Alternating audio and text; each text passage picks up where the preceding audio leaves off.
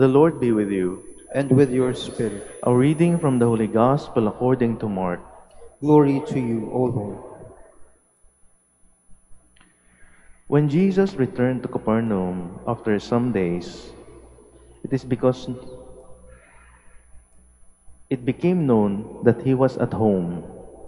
Many gathered together so that there was no longer room for them, not even around the door. And he preached the word to them. They came bringing to him a paralytic carried by 4 men. Unable to get near Jesus because of the crowd, they opened up the roof above him.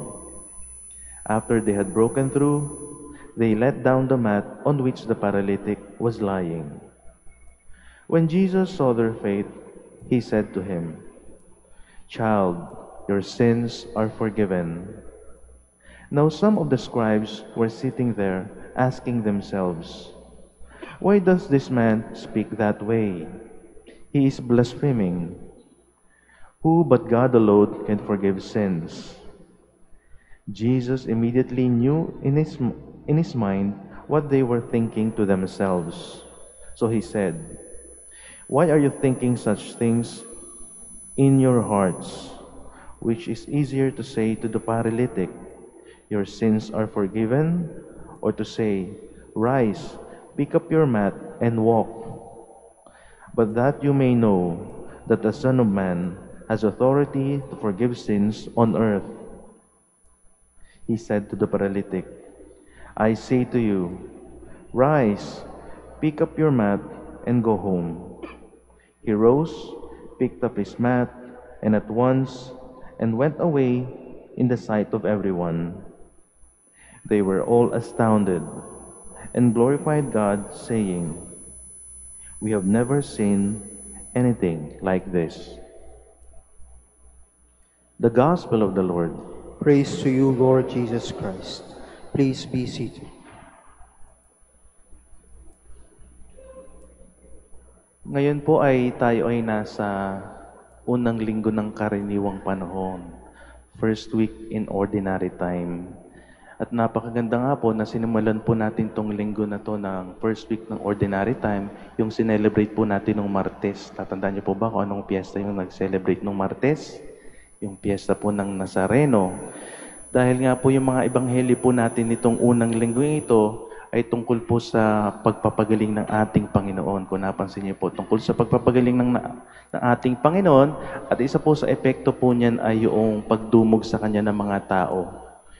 Sa mga bayan po na pinupuntahan niya, talagang lagi siyang dinudumog ng tao, hindi na po siya makapangaral ng maayos dahil lagi po siyang pinupuntahan ng mga tao. At ganoon din nga po yung makikita natin noong sa kapistahan ng Nazareno.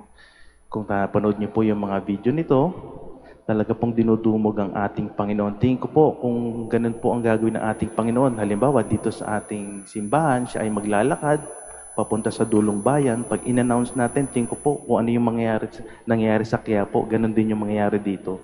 Dudumugin po talaga ang ating Panginoon. At ako po ay hindi naman po ako deboto ng Poong Nazareno, pero ako po ay masugid na taga-subaybay nito. Ako po ay supporter nito dahil nga po ako ay namamangha.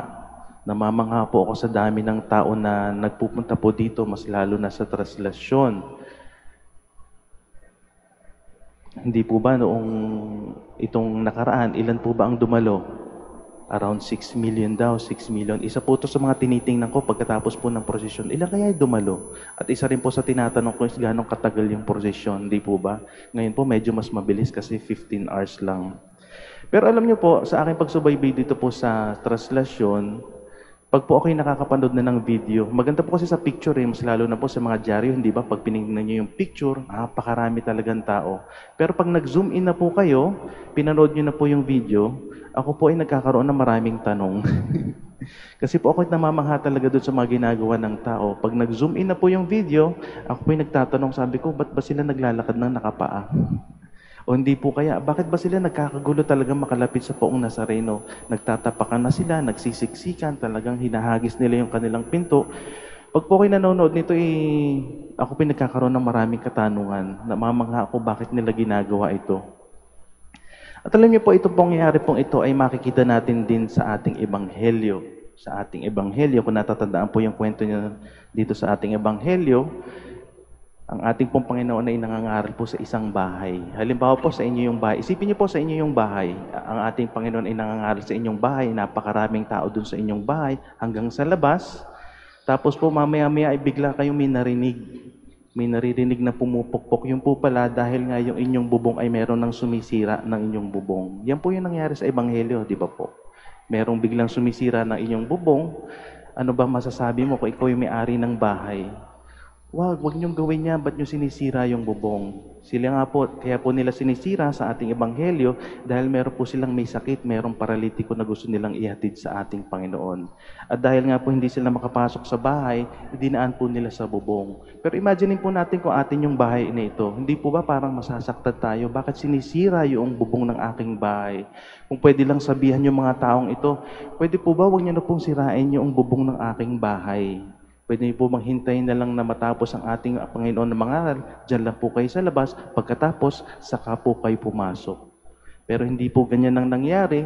Bagkus ay sinira nga po nila yung bubong. Sinira nila yung bubong at saka po dinala po yung may sakit sa harap ng ating Panginoon. Kung tayo po may-ari ng bahay, pwedeng ganito po ang reaksyon natin. Bakit niyo ba ginawa yan? Bakit niyo sinira yung bubong ng aking bahay? Pero nung dali na po yung may sakit sa harapan ng ating Panginoon, ano ang nakita ng ating Panginoon? Yung pananampalataya ng mga tao, hindi po ba? Yun ang nakita ng ating Panginoon, yung pananampalataya ng mga tao. Kaya po napakaganda yung ebanghelyong pong ito, mas lalo na po sa akin, dahil nga po ako yung taga-subaybang ng Nazareno, pero ako po yung nagkakaroon ng maraming tanong pag po ako'y nakakapanood ng mga video na ito. Napakaganda po. Dahil nga po, kahit po ako nagtatanong, bakit ba nila ginagawa yun? Bakit nila ginagawa yun? Ba't sila nagpapakahirap? Nilalagay nila ang kanilang buhay sa panganib. Pero maganda pong tingnan po ang perspektibo ng ating Panginoon. Sa mata ng Diyos, ano ang nakikita ng mga Panginoon dito sa taong nasa Ebanghelyo? Anong nakikita niya doon sa mga deboto ng Nazareno? Hindi ba't yung kanilang pananampalataya? Napakaganda po. Ang nakikita ng ating Panginoon ay ang pananampalataya. At sa ating pong buhay, napakarami po talagang tanong, hindi po ba? Kahit po sa ating pananampalataya, marami tayong hindi naiintindihan. Bakit ba natin ginagawa yan? Bakit ba bawal ang mga bagay na yan? Kahit po sa ating buhay, di ba po ang dami nating tanong. Bakit ba nangyayari sa akin ito? Bakit ang daming panghirap na nangyayari sa akin? Pero sa ating ebanghelyo po, ito po yung magandang pagnilayan. Yung kahalagahan po ng liwanag na ibinibigay sa atin ng Panginoon upang maunawaan po natin ang mga nangyayari sa ating buhay. Upang maunawaan po natin kung bakit po ganito ang ating mga pananampalataya. Aminin po natin talaga po sa ating pananampalataya sa ating buhay, marami po tayong katanungan, hindi po ba? Marami tayong hindi naintindihan.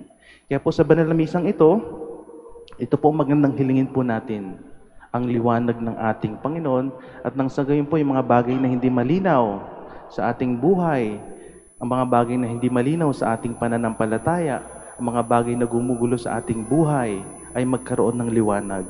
Kaya po sa banal na misang ito po sana ang hilingin ng bawat isa sa atin. At nang sa gayon po, maunawaan natin ang mga nangyayari sa ating buhay, maunawaan po natin ang nangyayari sa ating paligid. At nang sa gayon po, mas lalo pong maging mas matiwasay po ang paglalakbay natin dito sa lupa.